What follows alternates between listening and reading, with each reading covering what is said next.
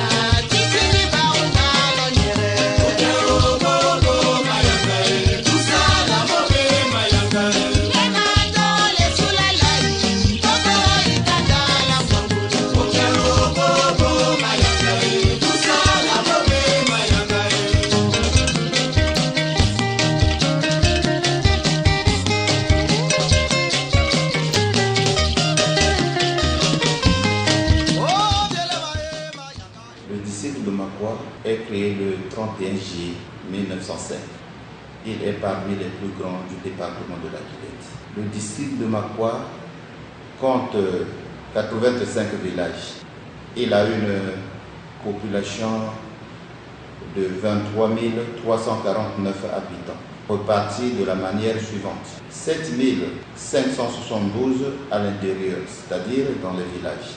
15 777 au centre. Du 31 juillet 1905 au 31 juillet 2018, le district de Makwa a déjà totalisé 113 ans d'existence.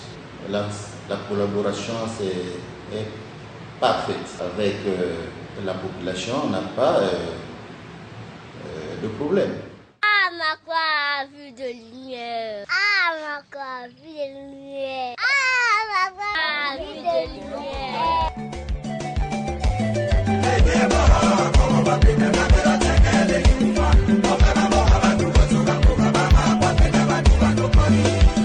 André Ongania. Jean-Émile Ongayolo. Je suis administrateur maire de la communauté urbaine de Makwa depuis septembre 2015. La communauté urbaine a été créée par la loi numéro 08-2005 du 23 mai 2005 et le premier administrateur maire a été nommé en 2011 au nom de M. Yumbi Okosajak.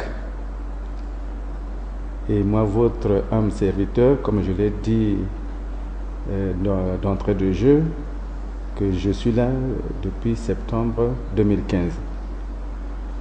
La superficie de la communauté urbaine est de 314 km² et compte une population de 17 354 habitants. Et cette superficie, évidemment, il faut le signaler, s'étend sur un rayon de 10 km.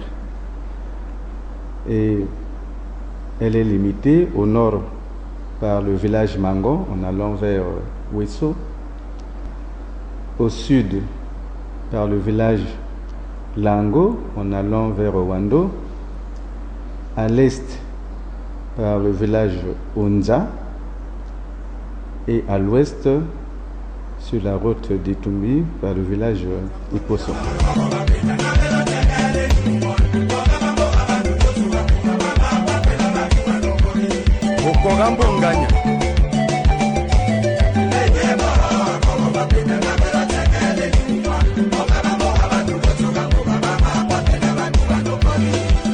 André Onganya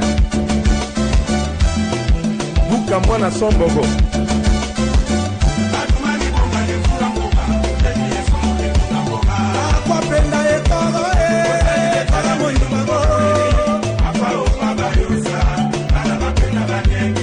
Keta Bongi Colonel Bongi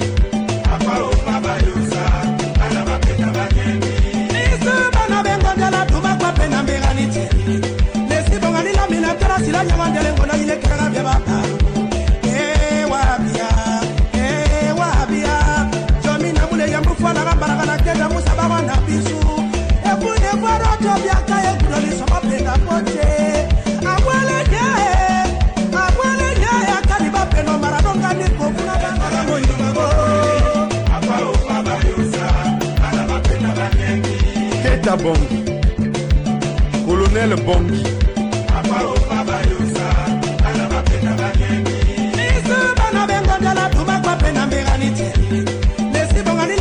sila nyamandele ngona ile kera bya baba wabia jomina mule ya mfana gambara na kenda musaba bana bisu ebune baro to bya kaye kudoli so mapenda poche abwele ya kaliba peno maradonga ni ko kuna babera sabili binu bero kilimindele ya ele tonga moga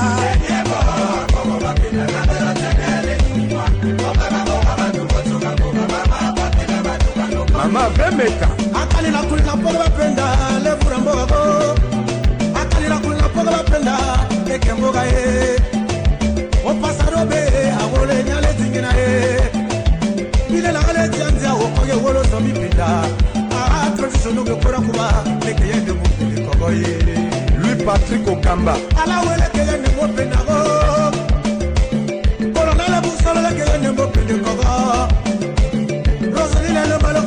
pende kogo mama boga moko ni baduga ni nemba yesalo mae yoga tero to mama mwe bala na la kisile mbopita bana bapenda bisa tole ku so to mama mwe bala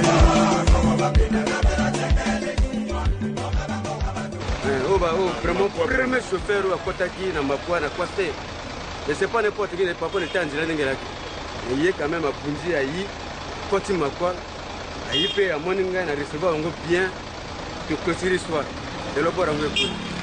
C'était comment, monsieur? Comment c'était ici, comment? Le Bakango, rarement. Parce que elle est bloquée au Salaka, on dirait inspiration, quoi. Parce que même,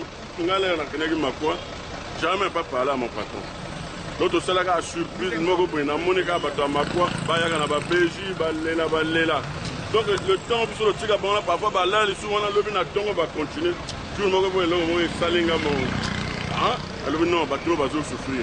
Quand on a que notre temps on a du vélo au pédalé, na suka na mboka nombele na mboka marengwa no pédalé. Après na oh menjelo ngana ko tambo na Kwase. Après un jour, moi j'ai appelé mon petit. Bon vraiment en tout cas, est-ce que je peux venir? Il m'a dit non, vieux yaka okoma. Na penayi na koti bus na du ba client na to keti Makwa. Et okoma Makwa pepele. Il n'y a pas, il y a même tout ça, 2 jours, fête dans Makwa, na bata Makwa, la sous-préfet. Jean Kumba Pascal, toujours, c'est lui qui nous a encouragé vraiment, en tout cas, de ne pas, même s'il pleut, il y a des fois même on partait avec lui jusqu'à où on est pour travailler la route. N'a pas machette, tout ça, le 4 avant d'été, tout le le caméra, vraiment, en tout cas, c'est tout ce que nous avons fait. Inspiration n'engage, même si nous avons fait Tumbi Bakele, boss a yébagaté. Boss c'est un outil pour la commune à Bengi. Mais intention maintenant on banga en cas de Mais en cas de paix, il y a puisque tu es non puissant, toujours, tu tiens à gagner le bosso. Parce que quand tu as Dieu, vraiment tu as tout. C'est ça. Le boss n'a pas gagné nation. Mon papa n'a pas gagné. Ah, mais comment tu es? Oui, je suis arrivé bien, ça va. Et quand j'amène les recettes, mon boss aussi toujours. Après, il y a des camarades. Ils sont allés au salon en Dimaganay. Ailleurs, après, pas sali tout le temps. Est-ce que vous avez un mauvais souvenir de Nandela Makwa? Mauvais souvenir, bon, d'abord le mauvais souvenir parce qu'une fois, il y avait une grande pluie. Le mauvais souvenir qui m'a fait un peu mal aussi, il y a reprendre la pluie quand même Nandela Makwa. Avant Makwa, 2 km de Makwa, mais il y a une faute de Nangate. Parce que Nanga pas Silika qui était vraiment en tout cas à encourager un gars, puis il y a le courage. Il y a un gars qui le papa, Nanga Anaï. Il y a des bossos qui sont à Simanaï. On va plutôt la placer dans l'agence, dans Makwa, dans une caisse de Wando, où il y a qui se fait au fur et à mesure, et là, on va changer de partout. Le lot va chauffeur, puis il va venir dans la poste. Moi, je veux travailler aussi mes chauffeurs. Il m'a donné aussi l'autorisation de le faire et je l'ai fait aussi. Aujourd'hui, j'ai mes petits qui conduisent plus. À bientôt, ils vont même me dépasser. Parce qu'ils prennent maintenant la route du sud là-bas très fort. Hein, le petit Okiro, le plan est fortuné, va aller appeler petit Donald, donc va aller appeler moi un signal. Je peux venir au moins à monter à ma. Ah, Makwa, vu de lumière. Ah, Makwa, vu de lumière. Ah, Makwa, vu de lumière. Et on a mettre un goma Steve. Mettre un goma Steve.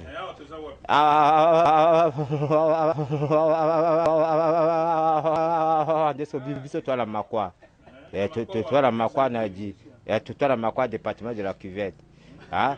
Et toi la moitié dans la biso tout débrouillé vélo tout débrouillé vélo face dans l'hôpital tout débrouillé moi monter va panne toi biso tout ça na bateau va uti va mboka tout ça la personne na biso comment va débrouiller moi même va vélo ndenge vandi va panne belé donc il y a un système auto surtout débrouillé comme malembe oh Makwa bon man même moi toi il y a partout bon là qui toi la climat va mvula les moi le mvula donc il y a un système, il y a un des qui est salama.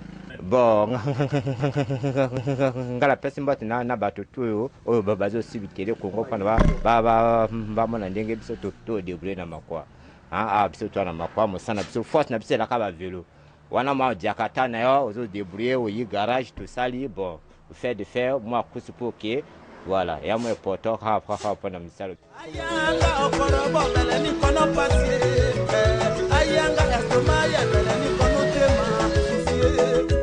Grâce Mbo, il y a une bonne machine grâce Mbo frappe. Calé, on va penda na passé. Kilo yo sera, on va penda na talongo bébé. Joli atteint de fait. Comme l'angai rythme makambo, tu as na Makwa. Bon, Makwa tapoyati ango eza bien, donc tu te kanazando. Batu bazo kota bazo bima ba somba biloko. Bon, na pesi na mbote nani na mokonzi ya Wando, papa sous-préfet ya Wando. Bon, na Brazzaville pe na pesi mbote na papa Nzanga Bazo na Brazzaville. Bon, biso na Makwa ka mikalu moete.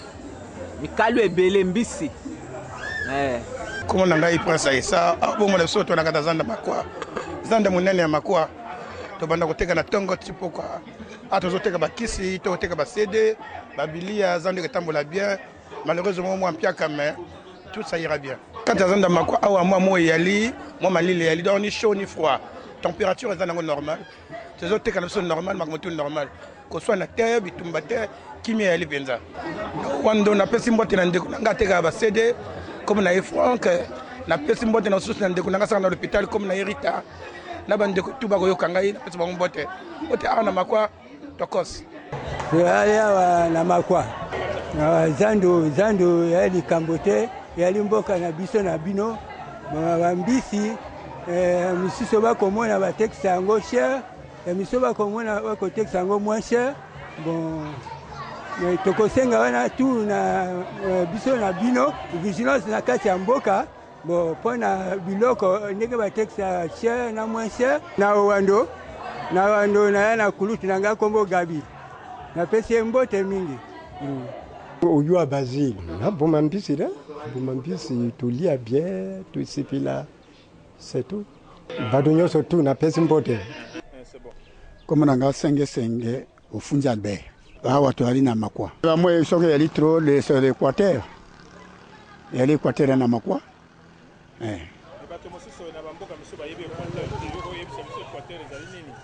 Mais équateur yali moiti.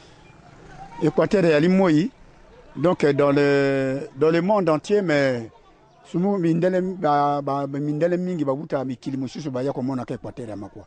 Mais soko bayina makwa ngana kokoloba na bango te awa yali makwa d'abord yali équateur yala wa makwa yali ville de lumière na historique na biso na kombo ya ville de lumière wana yali kombo yo nzambe motapesi lumière wana e yali te kisite motatiki kisite te bakoko batiki te yali kaka nzambe motasali makambo wana na pesi mbote na ngai papa na ngai Emile Kombo ali na Mikalo bon na pesi mbote na leki na ngai onganya okura na pesi mbote na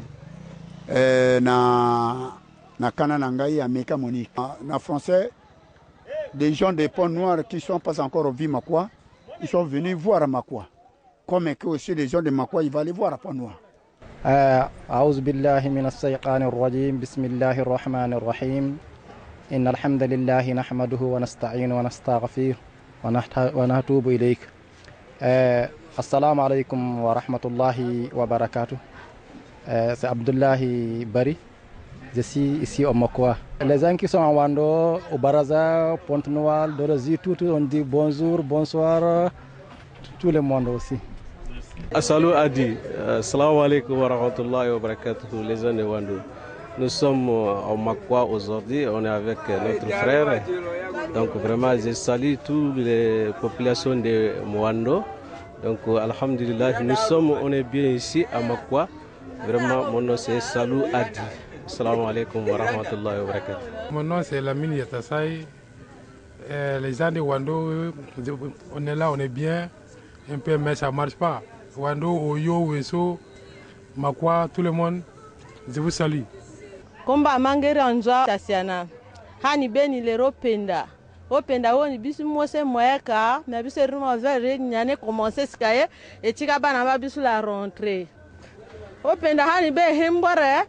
Noto mwamanga mwamba Jacksonnaire ndia ando hembara na baracho tubari baduwanga komo na ashidete tozana zanda makwa tozo teka na biso ba divers zo tambola tozo mwana ngombanga mingi te meto sito mesana kaka aya la ta 5000 10 to kangi journée na biso to kenda ko to kokisi pona bana to lina tongo tozongi koteka.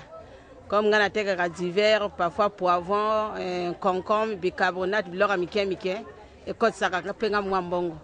Na pesi mbot na famille na ngai ezano Wando, ya Loki Jean, ya Mususu ya Yolande, famille au Kabando, famille colonel Yoka, ya Simone. Donc voilà bande konango bakano Wando. Comme na Berti.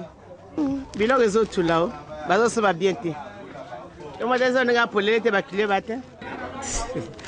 Na pesi mbote na bato tu ba congolais tu na pesi mbote na bona pesi mbote na mama nanga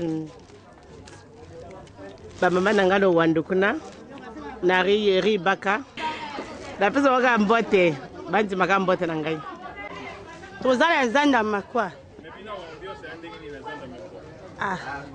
mais ambiance ezaka lokola mbongo ezo tambola lisu te yango wana tozo tekaka bongo na lobi na bango bon ba se décourager te donc to tekaka bongo moke tozo doa to lia na bana ti mokolo nzama ko sala ke to zonga nde tozalaka liboso to ko yiko teka basombi ata onyo ya 2000 onyo ya 3000 o jonga na ndako eza pesenga peska mbote na bakana nango bazana Wando kuna lokola ya Maxwell.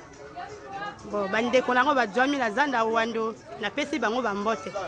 Mbo Sireto Kabeka, commerçant étalagiste, le quoi boza komona. A toi na kati ya Makwa.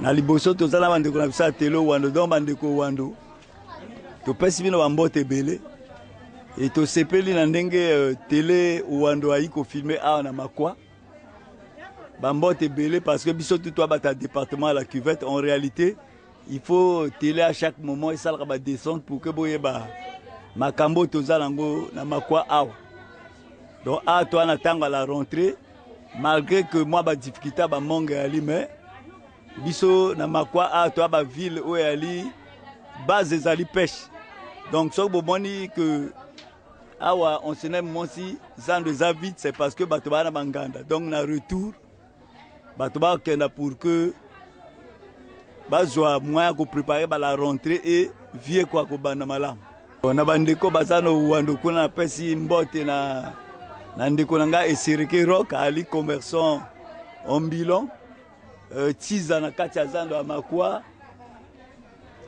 Gelor en face na Mikodek wana ya bato nango to akoteka na bango ensemble ngasko na yi na Makwa na pesi bango bambote ebele population nyonso ezali ya Makwa na pesi pe bandeko nyonso oyo basambelaka parce que ngama pe na mosala na Nzambe na pesi mbote na bandeko nyonso to ya église de réveil.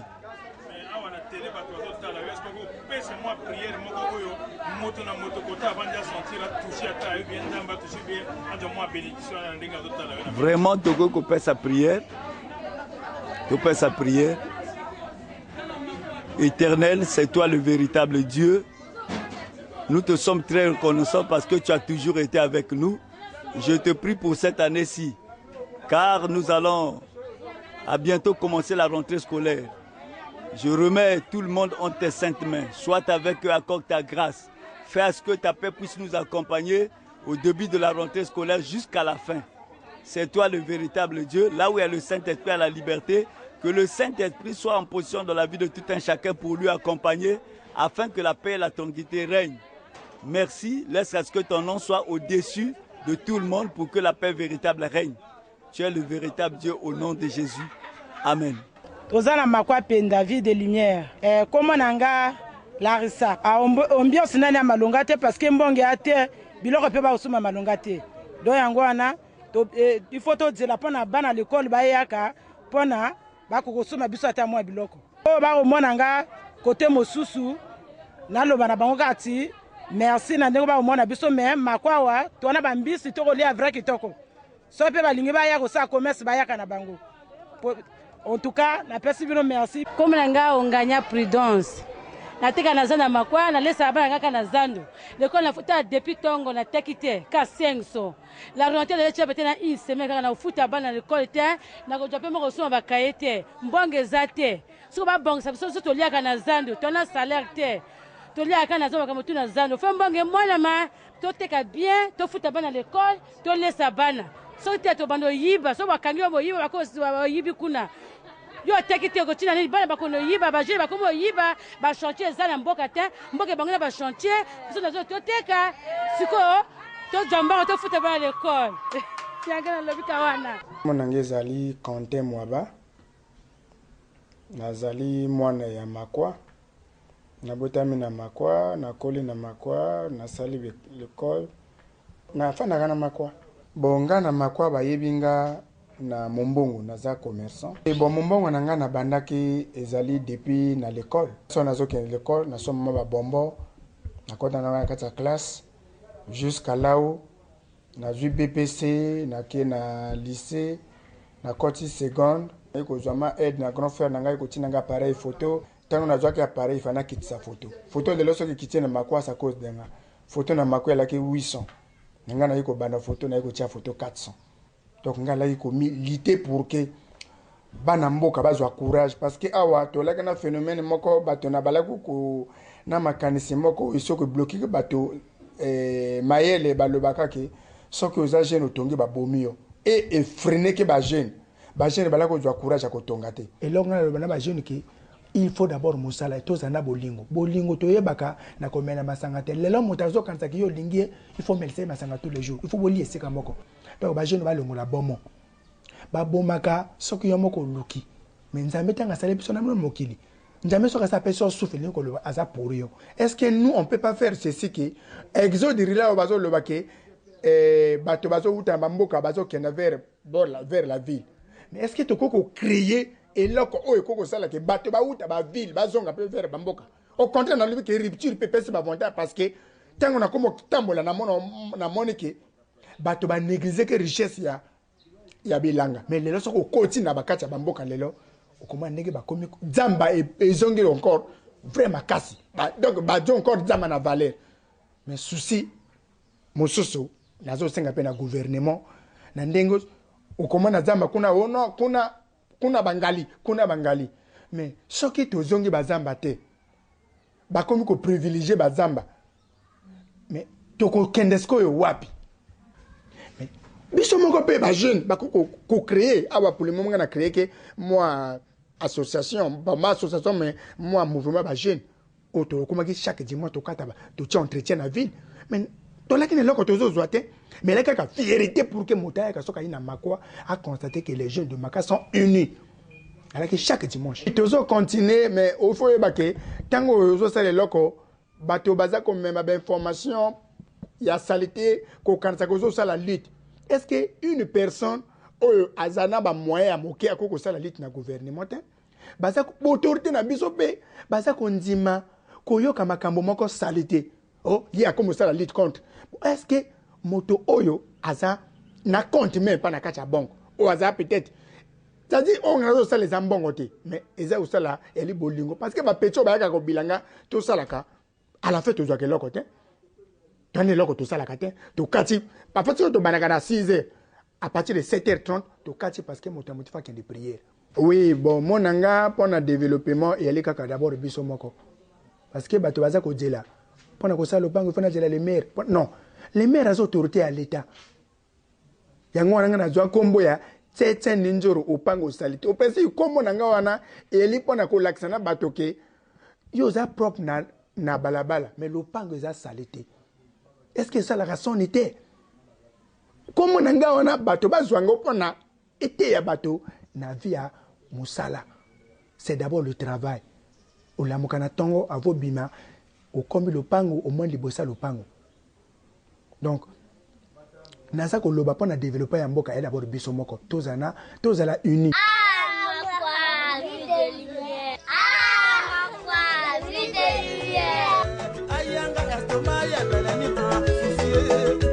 Grâce mbo yarbo machine graissement frappe. Kale ombogo penda na passé kilo yo sera ombogo penda na talongo. Joli Atiengese, Daniel Yokamana Mosendi Kai sur le Cibolite. C'est Molanga passé, Omboga Bula Kangeme, Obia Zendanga, Lelowe, Omboga Bula Kangeme.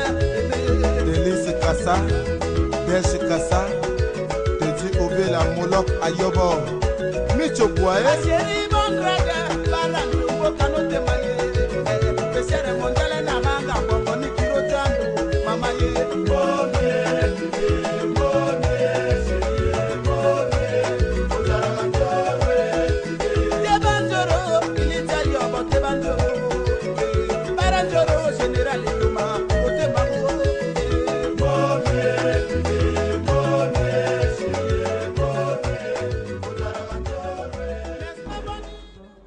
Makwa n'est pas une mairie.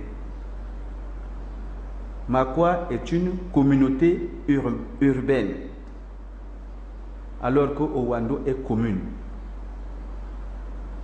La différence est où? La commune, Owando qui hier était encore communauté urbaine est passé commune, il a une autonomie, normalement, financière de gestion. Ça veut dire quoi? Ça veut dire que Owando peut prendre des décisions, des décisions de collecte de fonds, de taxes au niveau du conseil départemental. Parce que eux, ils ont comme aussi le conseil départemental qui devient comme une assemblée dans la commune. Owando, le plus important aussi, en tant que commune, a un budget d'investissement. Parce que Owando peut faire une programmation d'activité pour dire que cette année, dans notre budget, nous prévoyons de construire en fonction des moyens dont ils ont, parce que l'investissement, c'est ça. On va investir soit pour une activité économique. Bon, ça ne dépend que eux, en fonction des atouts et des faiblesses de la localité. Mais nous, Owando peut le décider seul, sans demander l'avis de la hiérarchie. Alors que nous, en tant que communauté urbaine, nous n'avons pas d'investissement. Ça veut dire que si nous voulons construire un lycée, c'est pas à nous de décider, nous allons écrire à la hiérarchie. En passant par le préfet, et le sous-préfet, le préfet et le préfet envoient au ministre, d'abord au ministre de l'Intérieur, et ensuite de là-bas, bon, on va, si c'est le problème de santé, ça va à la santé, si c'est le problème d'éducation, ça regarde le ministère de l'Éducation nationale. Donc, nous n'avons pas aujourd'hui un budget d'investissement. Nous n'avons que le fonctionnement qui est alloué par la hiérarchie, par l'État. Voyez-vous. Donc, il y a des décisions que Owando peut prendre sans demander. C'est vrai qu'il y a des contrôles, c'est compliqué à expliquer. Les contrôles administratifs, les décisions qu'ils prennent, il faut que l'État le regarde, le préfet qui est là, qui est au-dessus, regarde est-ce que les décisions prises sont les bonnes par rapport à la loi, aux lois et au règlement de la République. Mais nous, nos décisions, si nous n'avons pas de décision à prendre, des suggestions à faire, on le fait au préfet. Nous, on n'a pas un budget d'investissement. On ne nous donne que le fonctionnement pour nous permettre, comme on l'a dit, par exemple, en ce qui concerne l'éclairage public, s'il y a le financement, le fonctionnement existe, par exemple, dans le cadre de l'assainissement, vous pouvez dire que, bon, vous avez une enveloppe pour l'assainissement, nous pouvons faire une petite programmation pour dire, bon, ce mois-ci, nous pouvons acheter même deux ampoules, 2 lampes, parce qu'ils appellent ça les lampes, parce qu'il y a la baguette et il y a tout ça là. Donc, voilà un peu, je ne vais pas aller en profondeur dans les trucs plus, comment on pourrait dire, juridiques ou de droit, mais nous sommes une communauté urbaine. Owando est passé commune comme Oyo commune. Et nous n'avons pas les mêmes prérogatives avec Owando et Oyo. Donc nous sommes, comme on dit, toujours attachés à la hiérarchie. Allons société Nyamba.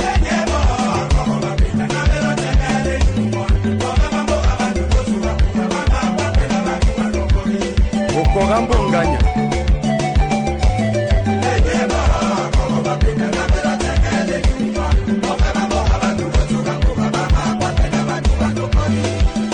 André Onganya.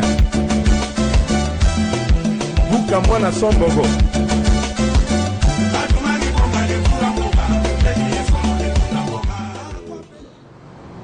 Capitaine de police Ebenga Brice Magloire, chef de commissariat de police du district de Makwa, depuis le 12 avril 2018. En ce qui concerne la police de Makwa, se porte bien. Elle arrive à couvrir les missions qui lui sont assignées, à savoir la sécurité des personnes et de leurs biens. Nos relations avec les chefs de quartier sont bonnes. La population de Makwa en sécurité, j'ai dit oui. Nous avons trouvé Makwa, comme nombreux de nos districts et de nos villes, le phénomène bébé noir, le phénomène des écuries, des jeunes qui se regroupent chaque soir pour agresser les citoyens. Si cela se passe à Brazzaville, à Makwa aussi, il y en avait déjà. Et on était confronté donc à 3 groupes.